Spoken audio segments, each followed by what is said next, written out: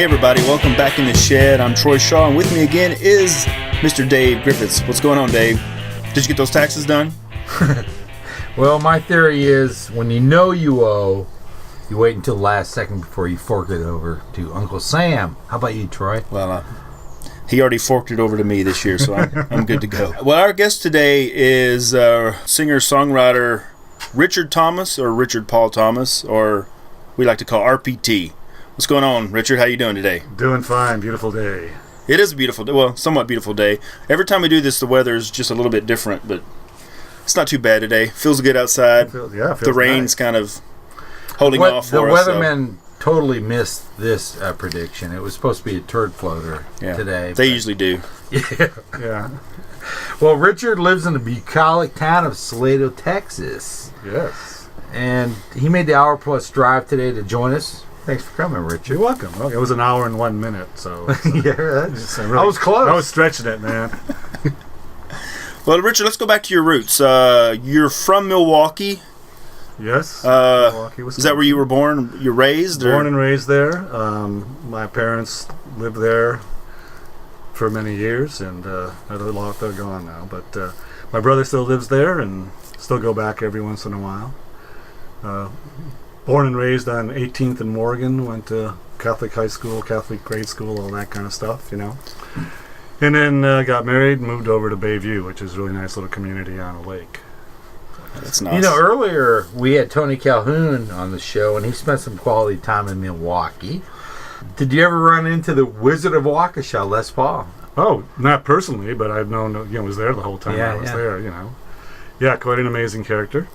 Do you have any fond memories of Milwaukee? Oh, lots of fond memories. Lots of food, lots of parties, lots of things we can't talk about, stuff like that. So when did you start your musical career? Probably mid-50s. Started playing guitar, when all the rock and roll was starting to happen, and then really got hooked on Buddy Holly and all those guys back then, Richie Valens. Yeah, well, Richie Havens was there too, but yeah, well, he was not much later. That was a bit later, yeah. I saw him, in fact, in Milwaukee, some big ballroom with Sam the Sham and the Pharaohs. Remember them? No kidding. Oh yeah. Yeah. So just play guitar with a couple of guys. Writing a couple songs every once in a while. But this was all in high school, and then we had a thing called the CYO, Christian Youth Organization or something. They'd have dances every Saturday night, and they'd hire young bands, so we played a lot of those things. And I played guitar, and for some reason I wound up playing with a lot of different kind of groups. They would just call me up and say, "Hey, can you come this weekend?" So it would be everything from kind of R&B to rock and roll to a polka band, whatever was happening. So it's kind of good place to start. What lit your fire to be a musician? What My dad. What bands? or people? Your dad? Yeah, my dad. Believe it or not, he didn't play anything, but he had this incredible record collection. Broadway plays and big band stuff and opera and polkas and all that stuff, and it was always playing around the house. So it kind of intrigued me. And then I was pretty young when he bought me one of those old RCA 45 players. You ever see one of those things? Mm-hmm. The big spindle thing, and I went out and started buying some singles. That was back in the days when you could go to the record store and sit and listen to the singles when they came out. Had a little booth and you could go put it on. I still have a bunch of 45s. Do you? Oh yeah. I used to when I grew up in Minnesota, I would when I got a buck, I would ride my bike to Target because they're from Minnesota. Yeah. And have a bunch of 45s. I think, what were they, 79 cents at the time or something? Yeah. They were under a buck. Yeah. Yeah, I had a whole bunch of singles too, and then when I got divorced, I left them with my sister-in-law. She sold them all, which really got me pretty upset. So I had a pretty good collection at the time. So that's what really kicked it off. And then obviously when you started hearing, the people that came out that were, influencing us back as kids, obviously again Buddy Holly and Richie Valens and that whole group, and then ultimately Roy Orbison and those people. That was a pretty big push, just like today, kids have whatever hits them, and you just want to do it, way before the Beatles. Well, you shared the stage with some incredible artists over the years, such as I understand, Loggins and Messina, Townes Van Zandt, Michael Martin Murphey, and tell us some stories. Yeah, we were really, really fortunate at that time. So this would have been late 60s, early 70s. There were a lot of, first off, all the clubs, a lot of the listening rooms would be 5 nights a week, Wednesday through Sunday. You'd do 2 shows a night, so you'd be there with Townes Van Zandt or Odetta or Bob Gibson or any of these people, and Michael Johnson. I mean, just you got to know them. It wasn't just coming in, playing a set, and that was the last time you saw each other. It was something that really helped you develop your own show and to develop an audience because you're in front of their audiences.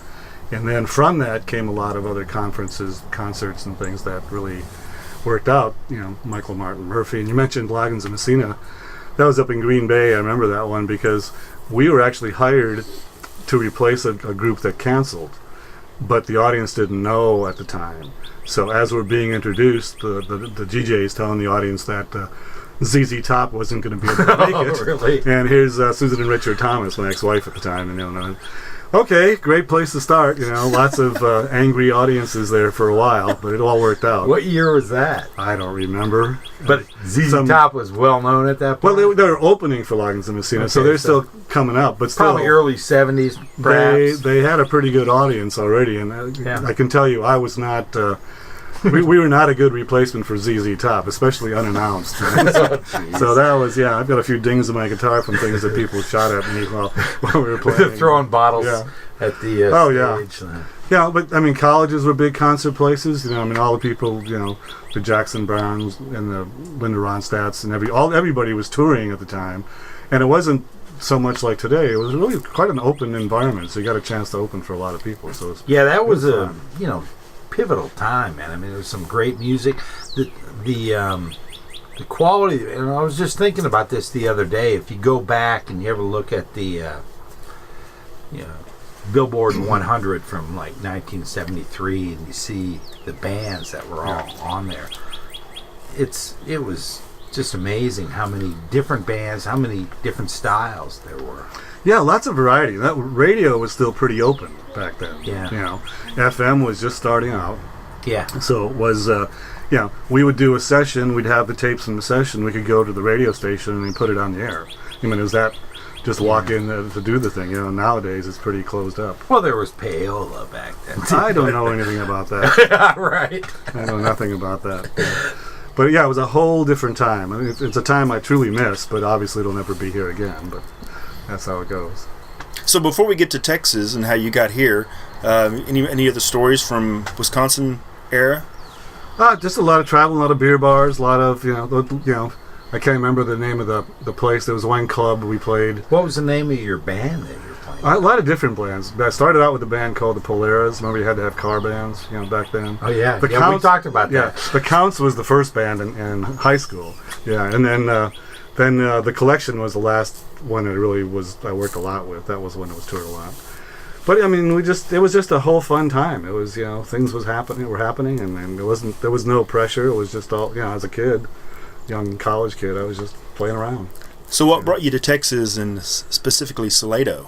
Well, Salado's a long story. Texas, one of the songs we had written many years ago was a song called Ocean Bird. It was written by my wife Susan at the time. And Jacques Cousteau and the Cousteau Society actually did a film of that song, a video of the song. And when they came to Milwaukee for an event, and we volunteered to help out and did a concert there with Country Joe. Remember Country Joe McDonald? Country Joe and the Fish. The Fish weren't there. They ran out of water or something. I don't know. 1, 2, 3. What are you fighting for? Yeah. It was the other. Give me an F. That was exactly. That was more to his speed. And then right after that, I got a divorce, and then got a call from the Cousteau office and said, "Did you want to come down to Houston and help us put on an event there?" And it was. The 2nd of January, it was 26 below zero. I said, "Yeah, I'll be down tomorrow." So I hopped in my car and left Milwaukee 26 below zero at 2 in the afternoon. Got to Houston a day and a half later with 69 degrees. I said, "I am home." There's no reason to go back. So that's kind of how I got to Texas. So you met Jacques Cousteau and... What the thing was, it was a thing called Involvement Day. It was a one-day festival. They would have all the local environmental groups would set up their... like a little conference kind of thing.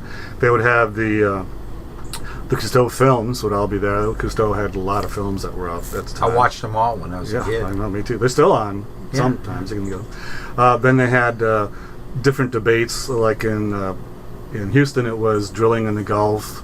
In Boston it was nuclear power. In Seattle was oil transportation in Puget Sound, those kind of things. And then at night they would close with a concert. So Houston was James Taylor. We had John Denver, Crosby, Stills, Nash and Young.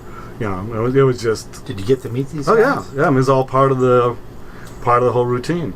So my job was to come in about 6 weeks ahead of time, open up the office, get the volunteers, start getting things rolling, and then we do the show. And then this is when you were the associate director of the Cousteau Society. Yeah, Cousteau Society.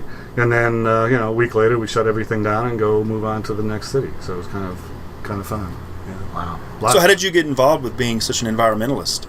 Well, I've always had a high concern for the environment, and it just so happened that we just connected with the Cousteau Society, and that it kind of brought it to the head. You know, I mean, sometimes you work by yourself, and this time we had an opportunity to work with. Have you met Jean Michel before?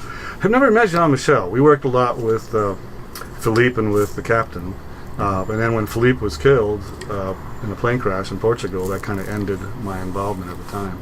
I was supposed to move to Washington D.C. before the '80 elections and do like a week-long environmental festival, and then he was killed, and that's kind of where it ended, and I wound up kind of and Reagan won, so then the whole thing was downhill from there. Yeah. But so that's how I wound up kind of staying in Houston in my $50 a month garage apartment. You know? Wow. Yeah, I was. Are they still going for $50 a month? I don't think so. I think it's more like $1,400 now. But I mean.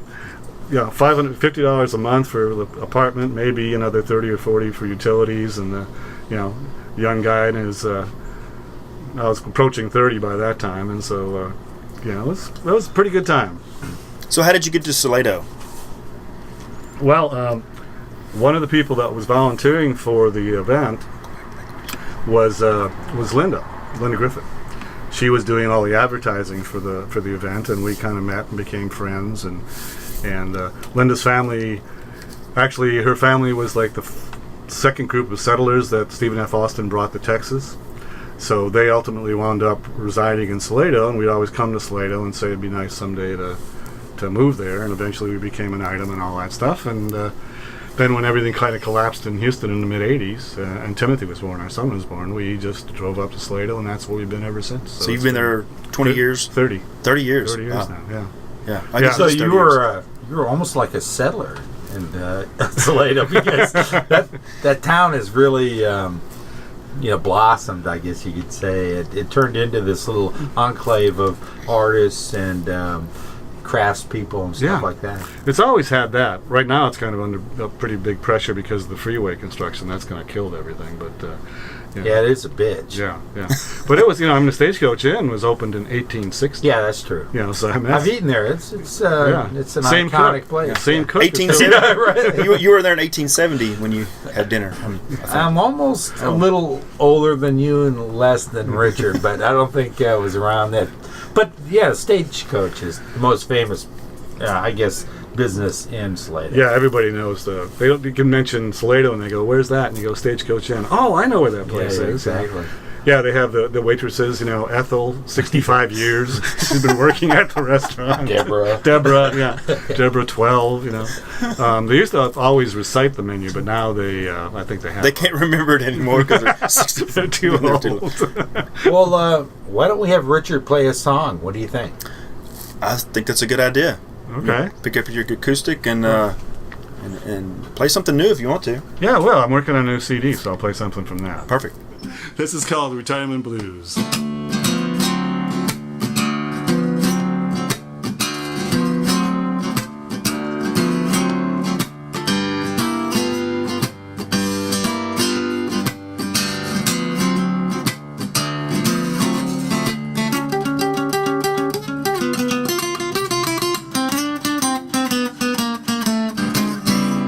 I'm older than I look, I'm younger than I feel. Cruising down the highway, my hands upon the wheel of life. I spin at every chance that I get. The jackpot is avoiding me. I keep placing my bet. The years are flying by, quicker than the miles. Seasons keep on changing, faster than the styles I wear. My hair grows grayer every day. I call on Pretty Kelly, she makes the gray go away. Time flying out of control. It's a crime how the years take their toll. All these rhymes, they nourish my soul. The carousel is spinning round, I still reach for the goal. Yeah. Come on, Troy, play some.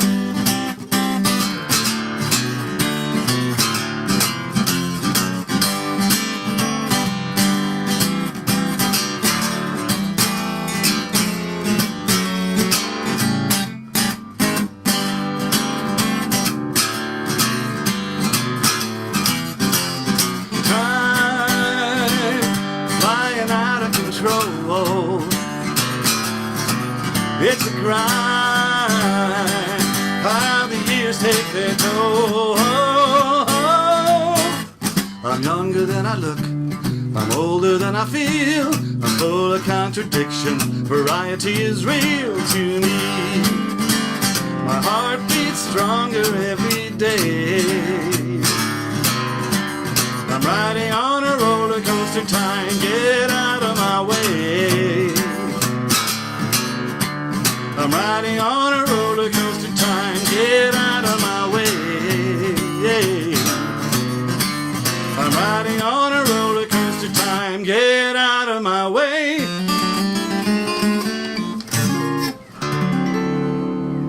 Yeah. Superb. Thank you.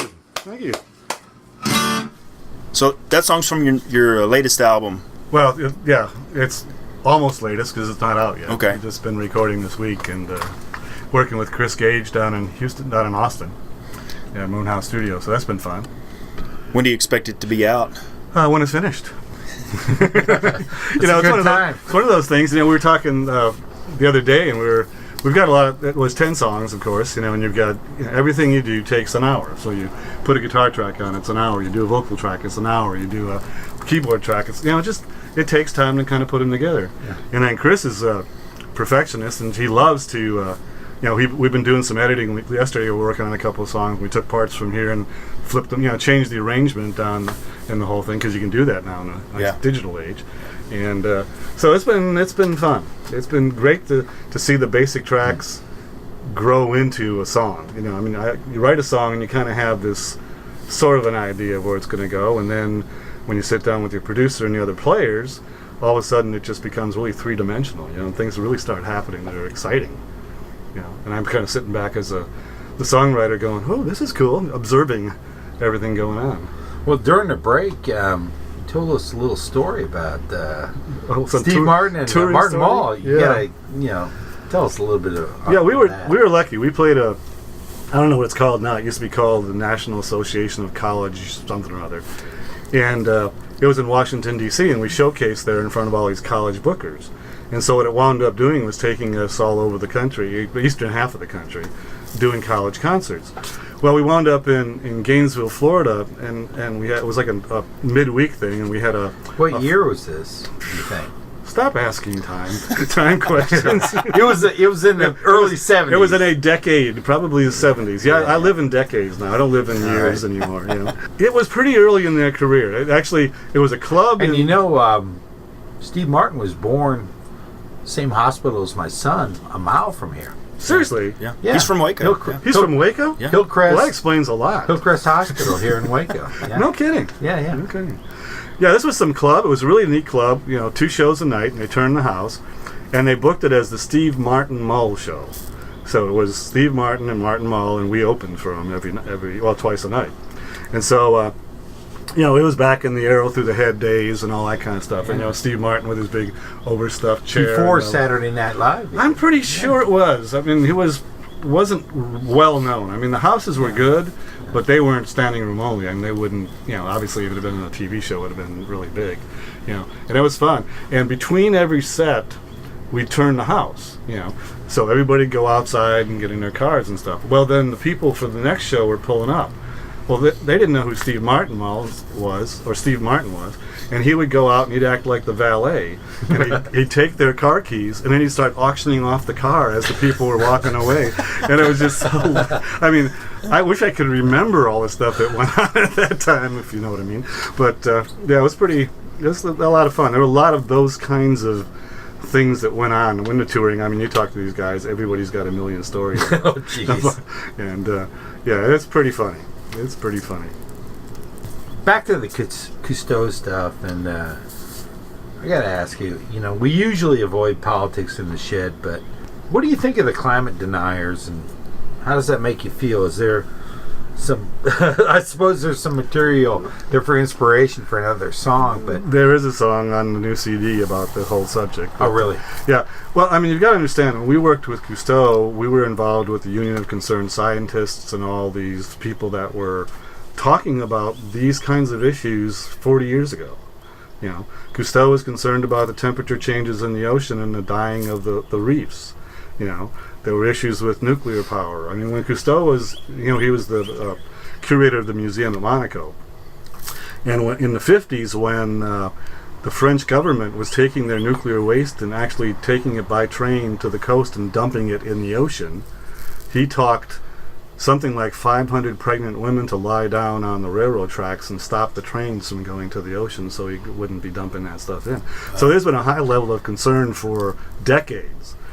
So people that just haven't gotten the message. So this was the dump mode I mean, back then, huh? Yeah. I mean, who ever thought that was a wise thing to do, Yeah, you right. know? I mean, and it's continuing. And I laugh at, I was reading something this morning about some guy that was reprimanded in Florida because now you can't say climate change. No, it's the governor. Yeah, it's the governor that's saying that. And Rick Scott is saying you can't talk about it. Yeah. And it's ridiculous. And then what you look at other reports, and the salt water has encroached the fresh water by 5 miles inland already. So the freshwater wells are going down because the salt water's coming in. That state's going to be underwater, and he's going, well, there ain't going to be any problem. You know? Yeah, because there won't be a state. There won't be a state. Yeah. So, yeah. Well, people have been talking about sawing off Florida for a long time, Yeah. so they might do it to themselves. You know, and it's you know, people will say, well, you know, there's no climate change because look what happened in Boston this year. You know, they had a record snowfall. Well, they had a record snowfall because the Atlantic Ocean's 5 degrees warmer in that area than it is, and so all this. It's about changing weather patterns. It's not so much about, you know, in my neighborhood it was colder this year. This was a pretty cold year in Waco. Right. But in 2011, when I lost my tree out front because it was the hottest summer ever in And Waco, driest. And driest. Yeah. Yeah, it's people don't understand it's a global issue. It's just because it's cold one spot.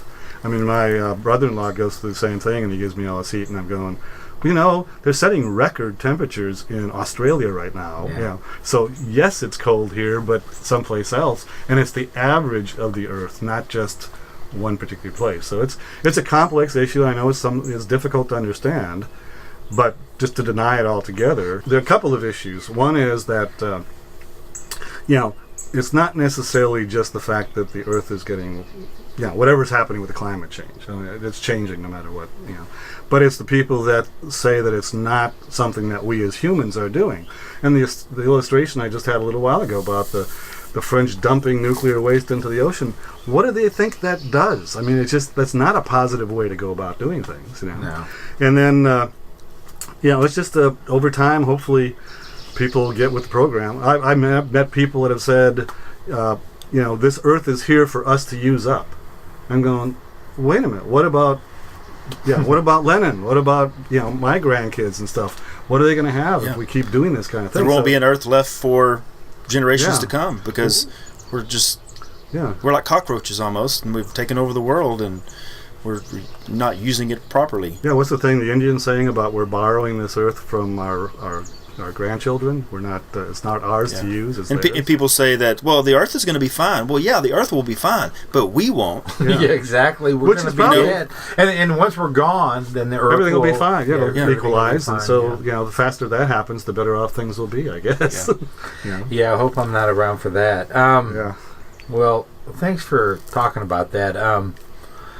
Let's talk about. Troy shot a video for the Procrastination song that won the MACD award. The acting was stellar. Yeah, Jeff Hamilton, talking about you. Yeah. That song. Did he get an Oscar for that? I don't He remember. won something. He won something. Yeah. He got some offers, free, but it was a free beer. The song really made it. What inspired that song? Well, it was a group of songwriters. We were sitting in a bar in Los Angeles. We were at an ASCAP conference, the American Society of Composers, Authors, and Publishers. At this conference, sitting around, all these guys were talking about all the reasons why we couldn't write a song. All the excuses. I got 3 kids at home. I can't find time. All this kind of stuff. Right. And so we all decided that we were going to write a song. Each of us was going to go write a song called "No Excuse." So write a song about why you can't write a song. Why you can't write a song? Yeah, that's a pretty good challenge. Yeah. Oh, that's a good little workshop. Yeah, it was good. So as far as I know, this is like 5 or 6 years later. I think I'm the only one that has finished it. So I tend to be a procrastinator myself. I don't necessarily write all the time. I kind of write when I've got something coming up. Like I knew I was going to be doing a CD, so I started writing like a bandit. So you get in the zone and yeah, right. You have your own recording studio. So I suppose you sit in there and record and write in your studio. Yeah, I kind of work it through and stuff. And I songs. I've always believed that songs kind of have to gestate. You can't just sit down and whip this thing out. At least I can't. That's why everybody's first albums are always the best, because those things have taken years to. And then you get to the second and third album. They're usually crap because the record label made them. The drugs are. There's that. No, but the groupies and whatever. Yeah, what's the thing? Your first album, you're taking a lifetime to write. Pretty much that's it. Yeah. So they take time. You get an idea and you kind of throw something around. And even No Excuse, I had this guitar track and a couple of things that came out. It took some time for the lyrics and everything to get together, and then you got the arrangement, and then And I'm not one to push it. I'm not trying to, force it, June moon kind of routine. I want to come up with something that has some meaning, a little bit of meaning to it. So that makes it fun. So you don't go to the rhyming dictionary on Google and try to find a... From time to time, I visit. I admit I have got to go out there. You come up with something. Like sink and stink. Yeah, that's pretty orange good. Orange there's an orange. Nothing rhymes. Nothing rhymes with orange. Yes, so right. I avoid that. No, sometimes you don't do it to. You do it to find inspiration for a word that you're looking for. Yeah. And that's all it goes. Because sometimes you just stumble along, and then I've got a couple tunes I'm working on now, even that we're in the studio, and there's a couple of lines. There's always a line or two that you go, I could do better, but every time I try and go down some path, I can't find it. And then all of a sudden, what usually happens to me, I was doing a thing down in Houston a couple weeks ago, and I made a mistake in a line that I wasn't comfortable with, and I kind of went. And it sounded pretty good. It was like a keeper. Yeah, you tripped over it if I can just remember what it was. Exactly. So that kind of stuff has to happen. You got to allow space for that. Yeah, we used to play a lot of gigs, and half the lyrics I would make up at the time because I didn't really have any lyrics. I'd just make a bunch of stuff up. But I would go back and listen to the recordings or watch the videos and take out the best pieces of my made up lyrics. And then when we went to the studio, then I would take those best pieces and make a song out of it. Yeah. That song I just played, that little guitar riff at the beginning, that's something I used to play every time I put on a set of strings for years and years and years. I had no song there. It just was kind of, I did it. And then all of a sudden, 6-8 months ago, I think I wrote down I do things with I have a notepad, and I have record things on my phone and stuff. And I wrote down, I'm older than I look, I'm younger than I feel. And that was kind of the kicker of the... All of a sudden, whoa, there was a reason to kick it off. You're speaking to me right now. Oh, yeah. Yes, I know. I'm still 29 in my mind. Yeah, except when you walk past the mirror. Yeah, exactly. What I love about writing songs, especially when you can take your time on it, is that you come up with an idea, and by the time you get to the final product, the song has totally taken a different direction. Yeah. I can come up with a bass riff or a guitar riff and thinking it's going to be this kind of a song, and then all of a sudden you compare it. You finish it, and then you compare it where you started, and it's totally different. Yeah, that's what I love about songwriting, because I take my time these days. Yeah, it's an organic thing. Yeah, and I think Troy writes a lot of music. I have a lot of songs that I've never even put down on tape or anything like that, and because I don't have the confidence to do it, or I'm too lazy. But Troy does a great job of distilling those ideas, and he's got his little studio at his house too. I've got this song about procrastination. Maybe you should listen to it. But I don't have any excuses. Okay. No, I mean, a lot of times I'll do tapes of just little segments of ideas, and I'll take it with me and play it in the car driving someplace. I have a lot of ideas on my phone that I'll come up with something, and I'll hit record on my phone, and I'll play it, and most of the time don't ever get back to it. But if I ever need an idea for a song and I can't come up with something, then I'll go back and listen to it. Yeah, I do. I review them. I load them. I go to the studio and I offload them on that, and then I work on them a little bit. I usually I'll put the idea down and I'll play with it for a half hour or so, and then get enough to give me some meat. But songs come to me in different levels. Sometimes it's all the music starts to come out. I've had a couple of them that were just lyrics, and those are harder. Yeah, because you have to fit the lyrics to the music. Or the music to the lyrics, actually. Yeah. It's kind of like, okay, where do I go with this? Because you don't have a Bernie Taupin sitting over here. No, just throwing it out. Yeah, exactly. Yeah, or Elton John or anything. So the video was a lot of fun that we shot that day. We went to Papa Joe's. We went to the Lions Park.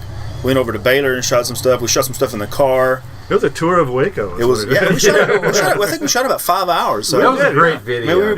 We did it pretty quick, and then we won the first ever music video awards for the MACT Awards, which was pretty cool. So I need to get you cuts from the new CD so you can. I'm ready to make another one. I think Troy's got a gig coming up then, right? Maybe, yeah. You do. Well, a music video gig. Oh, okay. With you. Yeah, with me. Okay. I thought you meant a playing gig. I want to go see that. No, hey, you know what? It's a whole other story. People think my song that I just did, my Liquor, Beer, and Bullshit song, they think, some people that don't know me, but know Jeff, think, do you guys tour?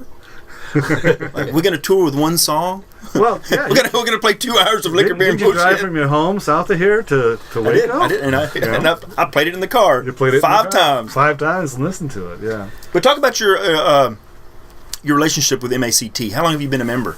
I want to say 4 years, 5 years maybe.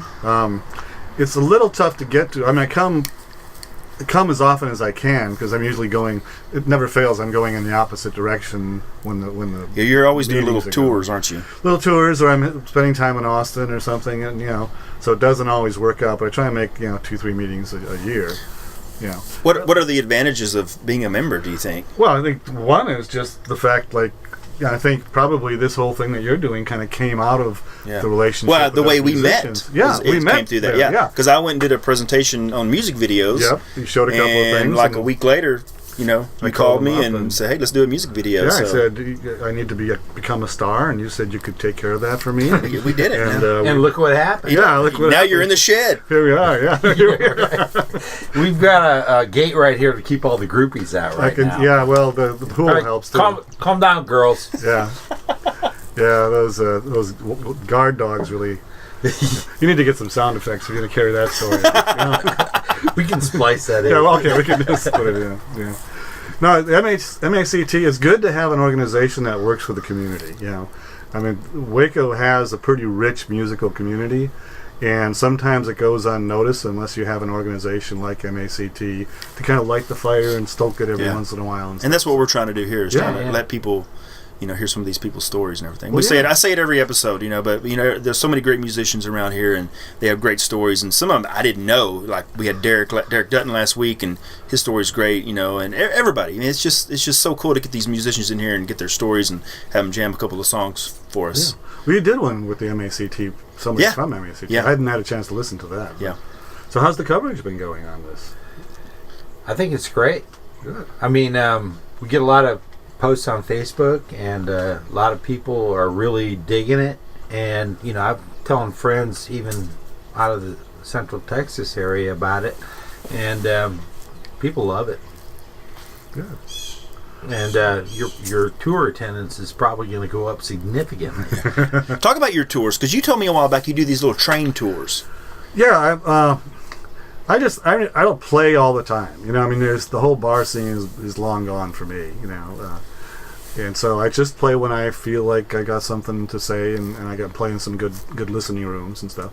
So I have a little bit of a following still back up in the Midwest. So I'll take a train up there and play some places for a couple of shows or so. And so you get to play on a train? No, I write on a train usually. Okay, well that would be kind of a cool thing if you could get a caboose or something. Yeah. Well, I can always go or the bar car, drink up in the bar car and start singing some things at 3 o'clock in the morning. So do you take a train, get off the train, do a gig, get on the train? Is that what you do? Yeah, if that works out, I'll do it. If it doesn't, I'll rent a car.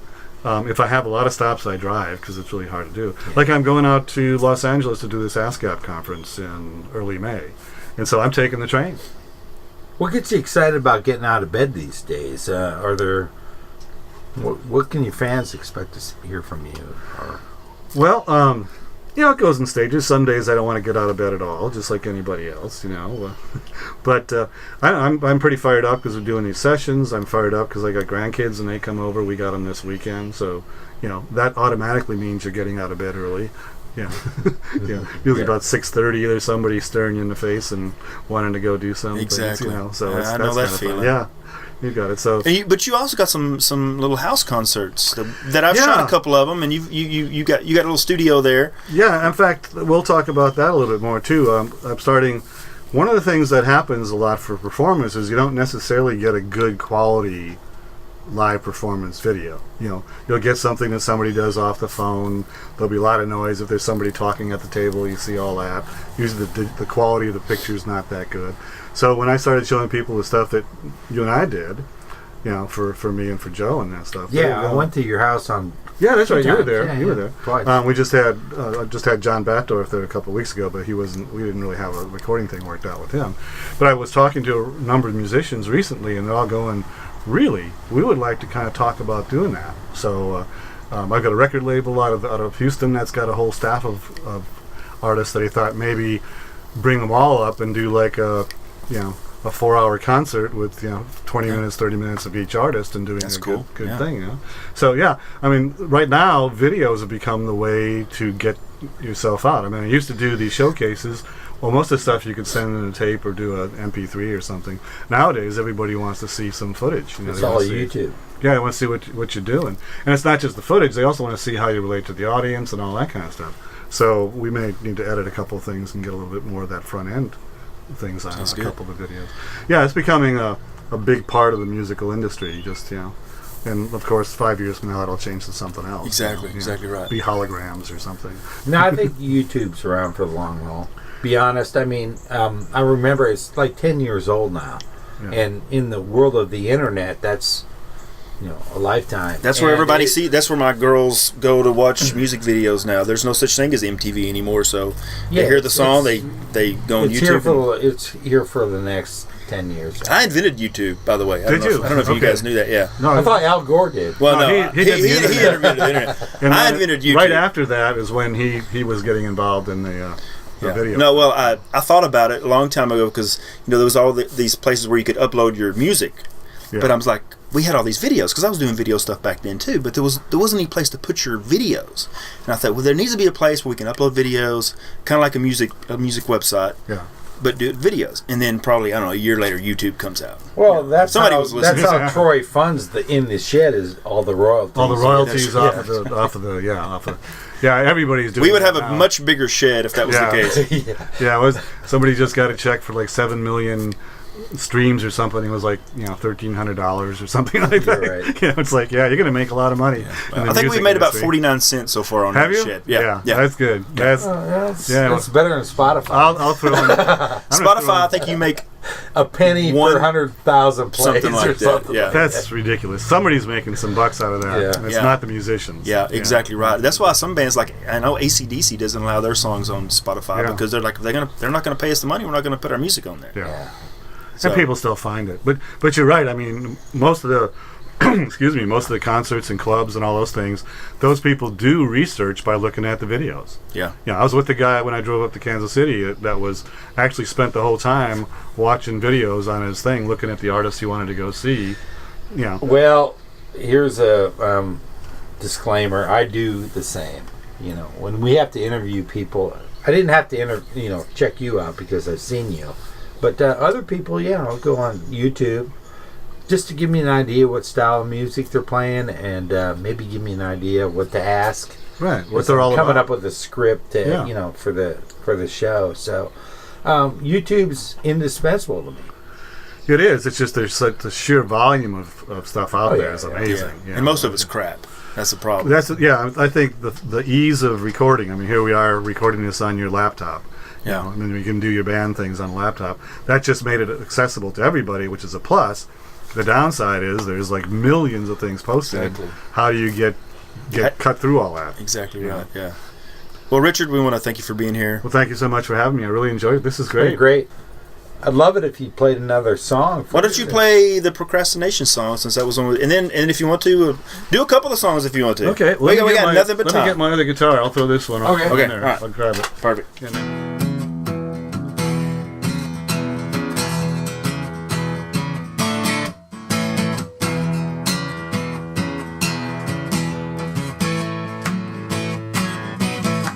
No excuse for dishes in the sink. No excuse to let the cat box stink. No excuse. I'm acting like a child. Why don't I do all my chores? It's so juvenile. No excuse. Avoiding all these bills. No excuse. Not taking all my pills. No excuse. See all those dirty clothes. Why don't I take care of this when nobody knows? Well, I know that I keep wasting time, and I know that life don't always rhyme, and I know that I will use the same excuse again and again and again and again and again, and I know that I should write a song, and I know that you should sing along, and I know that I will use the same excuse again and again and again. Wait and see, no excuse. It's like I hibernate, no excuse. I keep ignoring fate, no excuse. I put things off for a while. Why not always drag my feet? It's just not my style, no excuse. As I just sit and wait, no excuse. Why do I procrastinate? No excuse. I'm often like a child. Why don't I attack this life and run that last mile? Well, I know that I keep wasting time, and I know that life don't always rhyme, and I know that I will use the same excuse again and again and again and again and again, and I know that I should write a song, and I know that you should sing along, and I know that I will use the same excuse again and again and again. Wait and see, no excuse. No excuse. No excuse. Why do I procrastinate? Well, nobody knows. What am I waiting for? Life offers so much more. I'm like an old domino.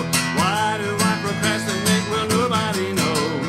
Why do I procrastinate? Nobody knows. Why do I procrastinate? Nobody knows.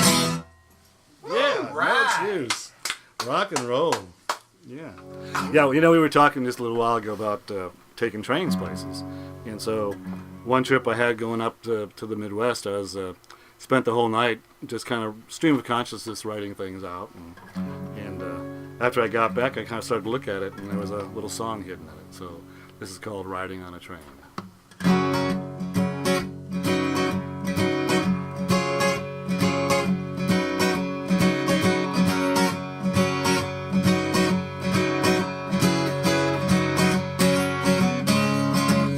Can't spell the state I'm in, somewhere in the Midwest. It's 3 a.m. in the morning, and I can't get no rest. Sleeping, waking, train cars shaking, towns just speeding by.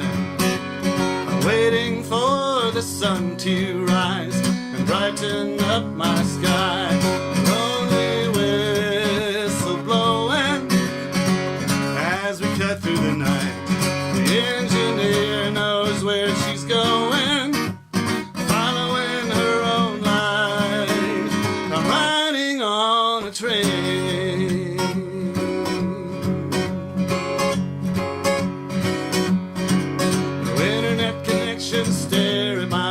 direction, no clear idea where I am. I'm wondering how my life will change when we come round the next bend.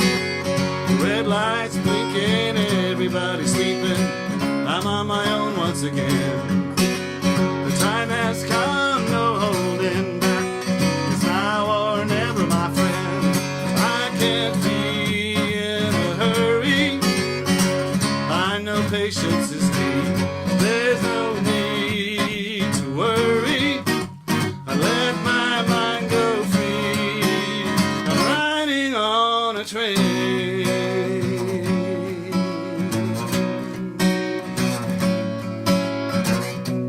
I used to drive down lonely roads, dreaming of days gone by, living in darkness, not in light. The time has come for me to change, reach for the sunlight, leave the rain. If I just open up my eyes, open up my eyes.